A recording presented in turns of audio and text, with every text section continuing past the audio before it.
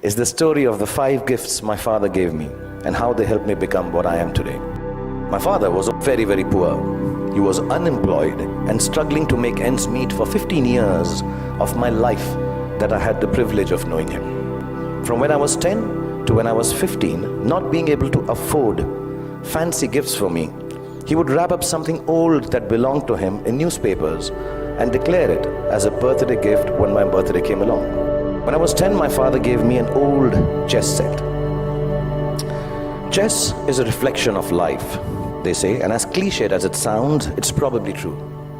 The first thing it teaches you is that every move has a consequence, whether you perceive that it does or does not. Nothing you do, not a single moment, is empty of living. So think of things through, not always, but often enough, so your life does not feel as black and white and as uniform as the squares on a chessboard. Sometimes, in order to move forward, you might need to take a few steps back. And there's no loss in doing something that hurts in the short run, but proves worthwhile in time. Most precious gifts my father gave me was an Italian typewriter. To use a typewriter well, you needed diligence. One wrong letter, and the whole exercise had to be started all over again. So we had to learn how to move our fingers accurately, to make words out of thoughts with efficiency, and do it over and over again till we got it just right.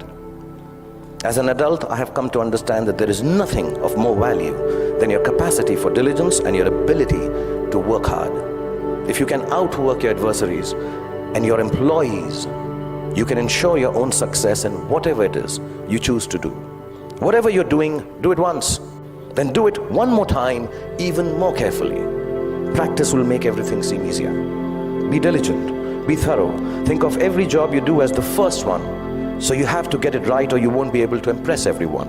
And at the same time, do it as your last job, as if you will not get a chance to do it again ever. Don't just outwork yourself. In fact, you can outwork yourself. If you can outwork yourself, then pretty much nothing can prevent you from glory. My father gave me a camera, and the most beautiful thing about it was that it did not work. We all have those Leica ones, old ones, which don't work, look really cool. I learned that things don't always have to be functional to fulfill a need. That sometimes when things are broken, the greatest creativity emanates from their fragments. I found myself looking at my world magically through the unusable lens, and the fact that there was never any actual photograph to see taught me my most important lesson yet. That creativity is a process of the soul. It does not need an outcome or a product for the world to accept. It needs only the truth of its own expression. It comes from within and makes of your world whatever you wish it to make.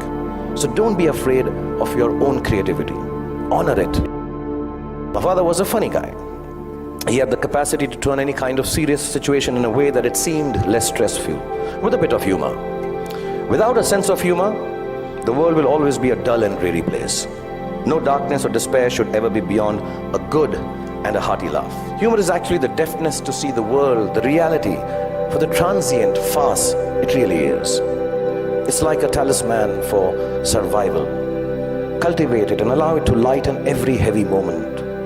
Wear it like a vulgar tattoo if you don't already have one. Don't ever let it get washed away in the turbulently beautiful seas of life. It's your ticket to staying young and childlike forever.